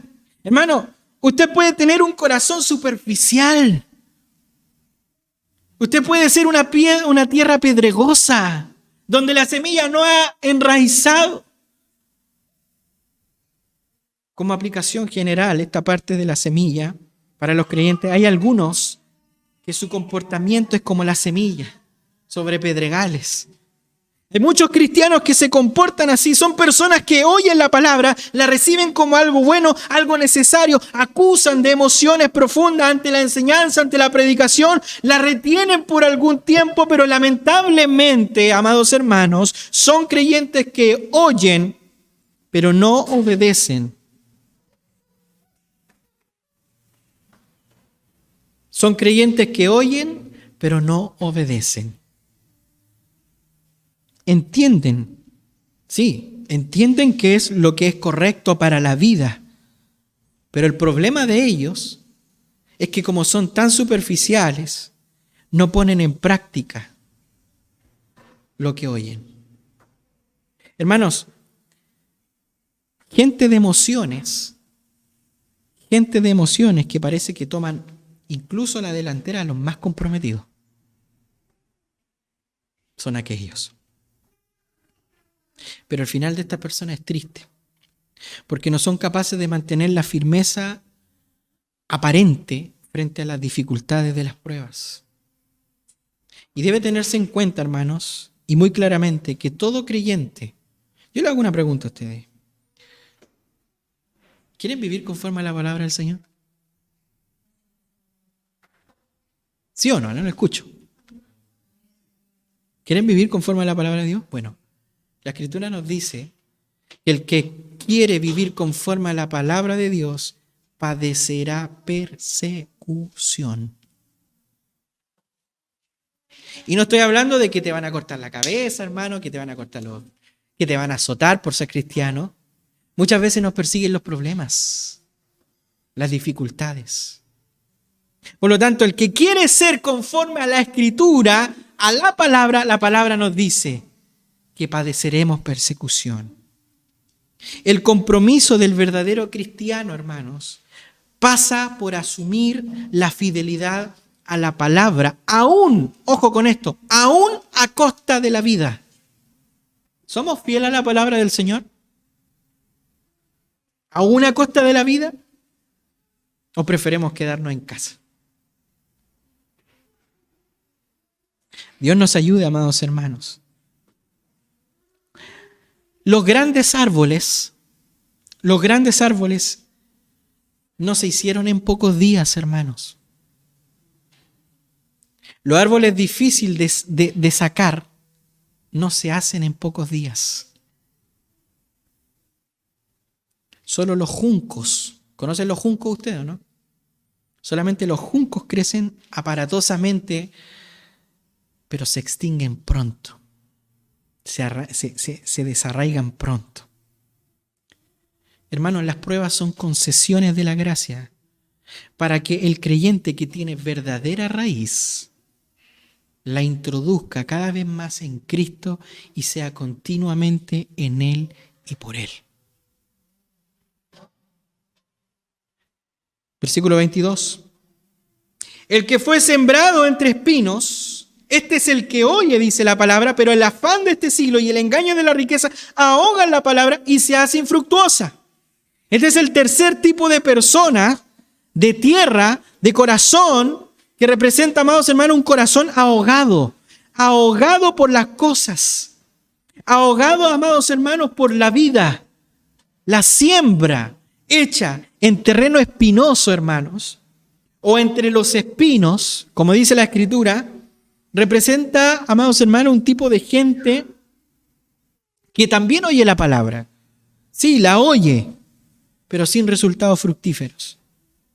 El terreno es aparente más ventajoso, amados hermanos, que los anteriores. Se ve como que aparentemente es más ventajoso el terreno que los anteriores. Es más ventajoso que el primero. ¿Por qué? Porque claramente recibió la semilla más que y profundizó, a diferencia del primero que se quedó, ¿no es cierto?, en el camino. Solo estuvo sobre él. Y vinieron las aves, ¿no es cierto?, y se lo llevaron. Este terreno es un poco más ventajoso que el segundo porque echó raíces hondas, cosa imposible para la semilla caída en pedregales. Sin embargo, amados hermanos, tampoco llevó fruto. ¿Sabe por qué? Porque dice el texto que fue ahogada por los espinos. Es decir, amados hermanos, si la dureza del camino impidió toda posibilidad de fruto y las piedras impidieron que prosperase la raíz, aquí en esta tercera tierra, los espinos impidieron que prosperase el fruto. Los espinos, según la Escritura, son comparados, según Mateo, con las preocupaciones, con las riquezas. El primer enemigo que extingue, hermanos, toda posibilidad de que la palabra de Dios se haga fructífera es el afán. es el afán de este siglo. ¿Y sabe a qué equivale el afán de este siglo? El afán de este siglo equivale, amados hermanos, a las preocupaciones mundanas, las que son propias del mundo. Los afanes del mundo son, amados hermanos, aquellas cosas que llenan la mente y que preocupan a la persona, la cual actúan como un escudo en torno a la conciencia, constriñendo e impidiendo que actúe como sensibilizante. Impide que sea sensibilizante ante la demanda de Dios establecida en su palabra. Es un terreno, amados hermanos, que se vuelve estéril. ¿Sabe por qué se vuelve estéril?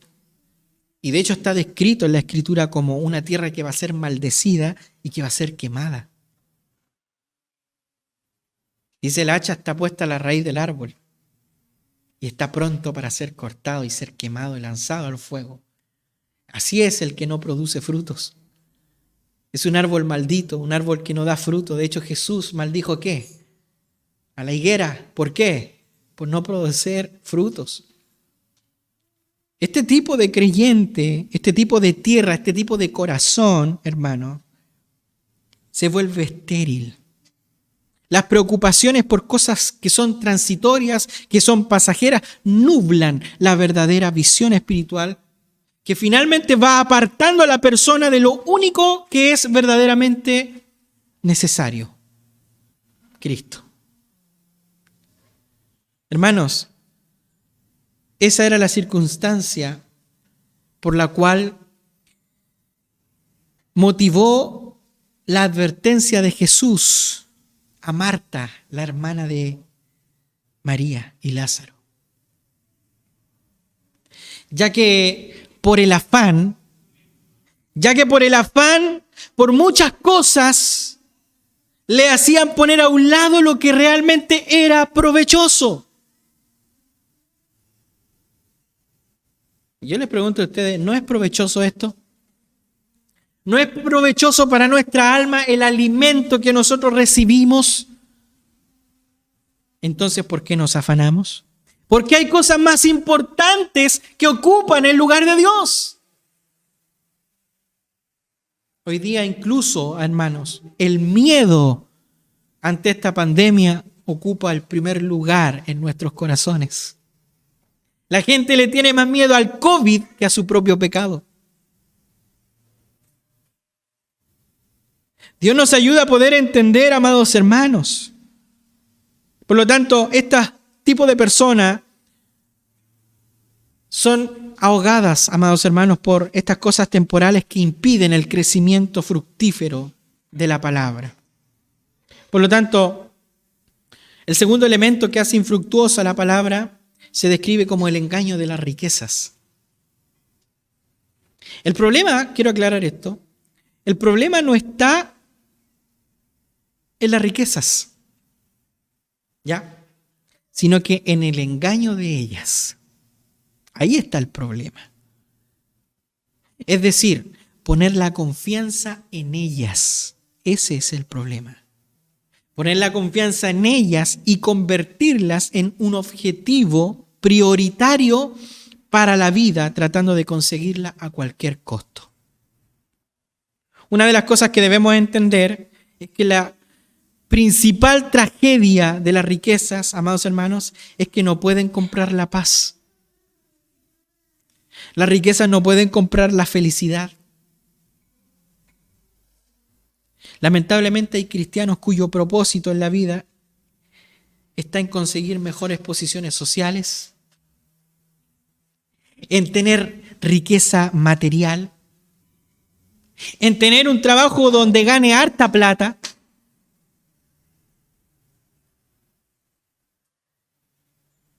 De otro modo, amados hermanos, el Señor advirtió contra este tipo de personas. Y el Señor dijo, amados hermanos, que es incompatible en el servicio del Señor servir a dos señores. Por lo tanto, amados hermanos, una de las cosas que nosotros debemos entender es que aquellos, amados hermanos, que tienen el deseo de enriquecerse, Es prácticamente una manifestación de codicia, es decir, anhelo vehemente, anhelo desenfrenado por la riqueza. Es un deseo necio. ¿Por qué? Porque es propio de aquellos que no cuentan con Dios en su vida. Es un deseo dañoso porque causa males irreparables. Quien anhela riquezas, amados hermanos, quien anhela riquezas, anhela poder. Y quien anhela poder, anhela satisfacciones carnales. Y muchas veces, amados hermanos, arrastran al creyente a la ruina. Y no solo, amados hermanos, moralmente, sino que ocasionalmente también siendo un fracaso al testimonio negativo de la vida cristiana. Por lo tanto, la persona verdaderamente piadosa, y en esto pongo atención, la persona verdaderamente piadosa, por eso le hacía la pregunta a ustedes si querían servir conforme a la Escritura. ¿Por qué? Porque la verdadera persona que es piadosa no busca las riquezas. La piedad verdadera es una auténtica riqueza, hermanos. Es una auténtica riqueza que vale tanto para esta vida como la vida venidera. Por lo tanto, el creyente piadoso tiene mayor tesoro que las mayores riquezas temporales. ¿Por qué? Porque tiene paz con Dios. Porque goza del descanso al conocer del cuidado de Dios en la provisión cotidiana. No anhela bienes terrenales que son pasajeros y efímeros, sino que la verdadera felicidad está, amados hermanos, en contentarse con lo que es presente, conforme a la voluntad de Dios, porque el verdadero creyente, amados hermanos, es rico en Cristo y descansa plenamente en Él. De ahí que el apóstol Pablo le dice a los filipenses en el capítulo 4, del versículo 10 al 13, amados hermanos, en gran manera me gocé en el Señor de que ya al fin habéis revivido vuestro cuidado de mí, de lo cual también estabais solícitos, pero os faltaba la oportunidad. No lo digo porque tenga escasez, pues he aprendido a contentarme, dice el apóstol Pablo, cualquiera sea mi situación, sé vivir humildemente y sin tener abundancia, y sé tener abundancia. En todo y por todo estoy enseñado, así para estar saciado como para tener hambre, así como tener abundancia como por padecer necesidad. Todo lo puedo en Cristo que me fortalece, dice el apóstol Pablo. Las circunstancias, el afán, el engaño de las riquezas ahogan la palabra y la hace infructuosa. Y de una u otra forma, el enemigo, amados hermanos, consigue evitar que la palabra de Dios haga efecto positivo en el alma del hombre y que éste sea transformado en vida. Finalizo. Versículo 23, última tierra, último corazón. Dice el versículo 23, mas el que fue sembrado en buena tierra, este es el que oye y entiende la palabra y da fruto y produce a 100, a 60 y a 30 por uno. Hermanos, este tipo de tierra es aquel para el cual toda la parábola se ha preparado. Es el corazón abierto, el corazón que recibe el evangelio como la tierra buena recibe la semilla. Esa tierra da una buena cosecha, dice el texto, que produce a 100, a 60 y a 30 por uno. Y en este caso no se pierde nada cuanto se sembró en él. En la característica, amados hermanos, de los representados aquí está expresada en 3 pasos. Primero, porque oyen, dice el texto. Segundo, porque entienden. Y tercero, porque dan fruto. Estos son los que oyen, estos son los que entienden, estos son los que dan fruto. Y este es un tipo de persona que oye porque tiene interés en oír y entiende porque reflexiona sobre cuánto ha oído y tiene la sentencia y la asistencia del mismo sembrador por medio de su espíritu. ¿Para qué? Para darle la comprensión de todo lo que ha oído, de todo lo que ha recibido y por consecuencia darle ahora el fruto, poniendo en práctica la palabra oída y entendida. Dice el Señor que éste lleva fruto. Dice el Señor que este lleva fruto y es necesario, hermanos, apreciar, porque aquí el texto tiene una riqueza literaria tremenda, hermanos. Es necesario apreciar que el fruto, aunque lo da el campo y lo produce la semilla, el resultado, ¿sabe de quién es? ¿De quién? Dígalo con seguridad. ¿De quién es el resultado? Sabemos que la tierra da, ¿no es cierto? El fruto lo da el campo y lo produce la semilla, pero el resultado, amados hermanos, de todo allí es del sembrador. Es de Dios, amados hermanos. Es de la labor del sembrador que la ha colocado allí. Por lo tanto, toda la obra, nosotros debemos entender esto, hermano. La obra de salvación es de Dios. Y enfáticamente lo afirma la Escritura cuando dice que la salvación es de Jehová. Por lo tanto, amados hermanos, desde su planificación eterna hasta la ejecución en el tiempo, la aplicación al pecador creyente, la expresión de la regeneración, de la nueva vida, en la santificación, mediante la provisión del poder de la palabra y de los recursos para llevarla a cabo hasta la glorificación final, es solamente un proceso hecho por Dios.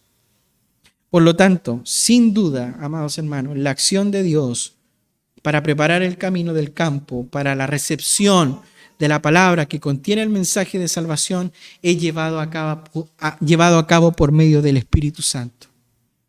Solamente por el Espíritu Santo. La convicción de pecado, de justicia y de juicio es una obra sobrenatural, no de nosotros, sino que del Espíritu Santo. Por lo tanto, la recepción del mensaje para que pueda ser comprendido, para que pueda ser entendido, amados hermanos, solamente es por medio de la iluminación del Espíritu que resplandece.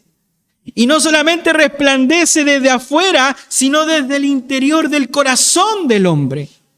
Por lo tanto, amados hermanos, Dios mismo también generó en el corazón del hombre la fe salvífica. ¿Para qué?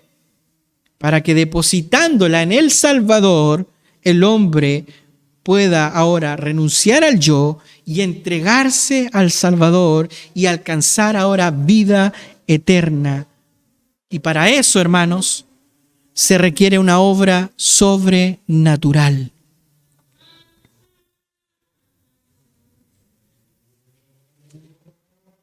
Entendamos que injertados en Cristo, que es la vid verdadera, amados hermanos, el cristiano lleva fruto agradable delante de Dios por medio de Jesucristo, sin la cual es imposible. Jesús dijo: yo soy la vid, vosotros los pámpanos. El que permanece en mí y yo en él, este lleva mucho fruto. Porque separado de mí, nada podéis hacer. ¿Sabe cuál es el punto principal de esta última tierra, de esta última semilla? El punto principal es que solo el corazón abierto recibe el beneficio de la predicación y es salvo. Así de simple, hermanos. Yo le hago una pregunta a usted para ya ir finalizando. ¿Su corazón es un corazón abierto? ¿Está usted abierto a la verdad de Dios? ¿Permite ahora usted que estas verdades rigen su vida y su pensamiento de manera que lo aparte a usted del pecado y dirija su fe a Jesús y que ahora ésta produzca frutos del Espíritu Santo? Quizás usted se pregunte y se diga: no es así. No tengo un corazón abierto. No tengo un corazón abierto a la verdad de Dios. No tengo ahora la verdad que rija mi vida, ni mis pensamientos. No tengo algo que me aleje del pecado. No. ¿Pero qué puedo hacer, pastor? ¿Sabe cuál es la respuesta? La respuesta es que no puede hacer nada. no puede hacer nada, como tampoco la tierra puede cambiar su naturaleza. Pero, aquí viene la bendición. Pero aunque usted no puede hacer nada, hay uno que sí puede.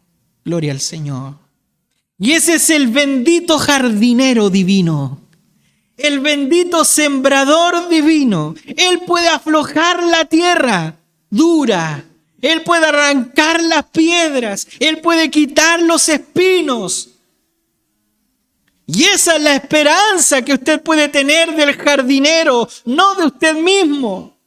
Solamente del Señor. Fíjese lo que dice por medio del profeta Ezequiel, quien escribió sobre los duros de corazón en su tiempo. Él dice: esparciré sobre vosotros agua limpia y seréis limpiados de todas vuestras inmundicias.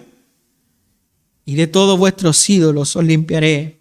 Os daré corazón nuevo y pondré espíritu nuevo dentro de vosotros y quitaré de vuestra carne el corazón de piedra. Dice: y os daré un corazón de carne y pondré dentro de vosotros mi santo espíritu. Y haré, dice, que andéis en mi estatuto, que guardéis mis preceptos y los pongáis por obra. Hermano, los que oyeron esto, como usted, como yo en esta mañana, al igual que los que se relata ahí en Lucas capítulo 18, versículo 26 al 27, los que oyeron esto, ustedes los que oyen, se preguntarán: bueno, y entonces, ¿quién pues podrá ser salvo? El Señor le responde en esta mañana y le dice: lo que es imposible para los hombres es posible para Dios. Bendito sea el nombre del Señor. En otras palabras, hermanos, para Dios todo es posible. Y lo que es posible, amados hermanos, es posible para usted. Así que venga en esta mañana, venga a Cristo, venga en arrepentimiento y que le dé ahora al Señor un corazón que reciba el Evangelio, un corazón donde la tierra sea buena. Quiero invitarle a que podamos pararnos para orar y pedirle al Señor que nos lleve a un corazón donde la tierra sea buena. Amén.